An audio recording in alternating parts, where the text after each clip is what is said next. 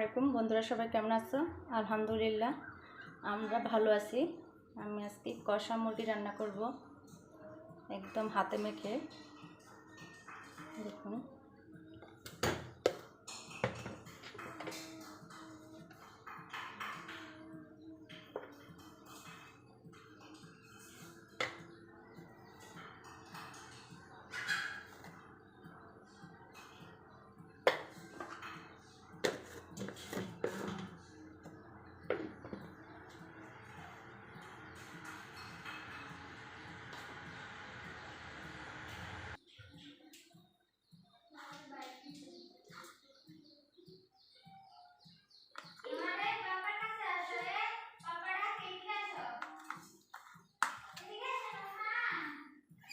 সবগুলো হাতে ভেজে শিলবাটায় ব্লেন্ড করে নিয়েছি, কারণ শিলবাটায় ব্লেন্ড করে নিলে আমার কাছে তরকারিটা খেতে ভালো লাগে।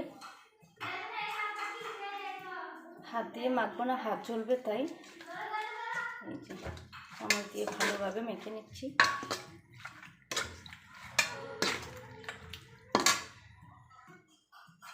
এই যে সবগুলো মেখে নিয়েছি।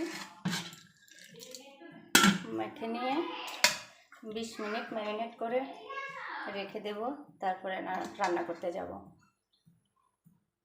মুরগির মাংসগুলো এইভাবে ভালোভাবে কষিয়ে নিচ্ছি।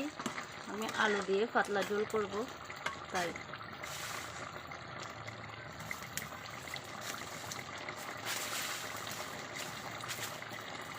এগুলো শক্ত মুরগিগুলা, তাই আগে থেকে ভালোভাবে মুরগি সিদ্ধ করে নিতে হবে।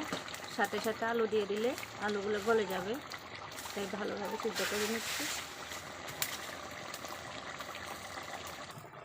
রান্না করব, সাথে একটা আকড়ি দিলাম। আমার নতুন গাছে নতুন আকড়ি ধরছে, তাই এই আকড়িটা দিয়ে রান্না করবো, আলুর সাথে দিয়ে দেবো।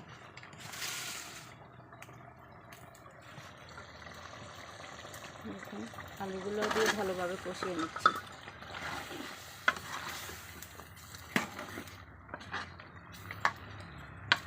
বাচ্চারা আছে, বাচ্চারা আলু পছন্দ করে, তাই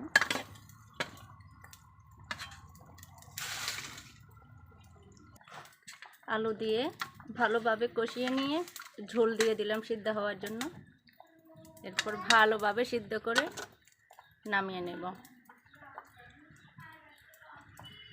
দেখুন,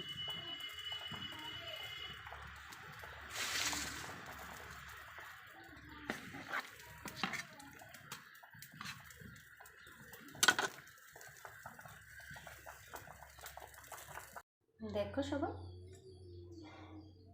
মুরগির সাথে আলু দিয়ে ঝোল করে রান্না করেছি। আমার রান্নাটা শেষ হয়ে গেছে। এইভাবে মাখা মাখা করলাম শক্ত মুরগি। রান্নাটা কেমন হয়েছে সবাই কমেন্ট বক্সে জানাবেন। আর কার কার খেতে ইচ্ছে করতেছে তাও আমাকে বলবেন, আমি পাঠিয়ে দেব বন্ধুদের জন্য। বন্ধুদের জন্য যদি এটুকু করতে না পারি আর কার জন্য করব? আল্লাহ হাফেজ, সবাই ভালো থাকেন, বাই।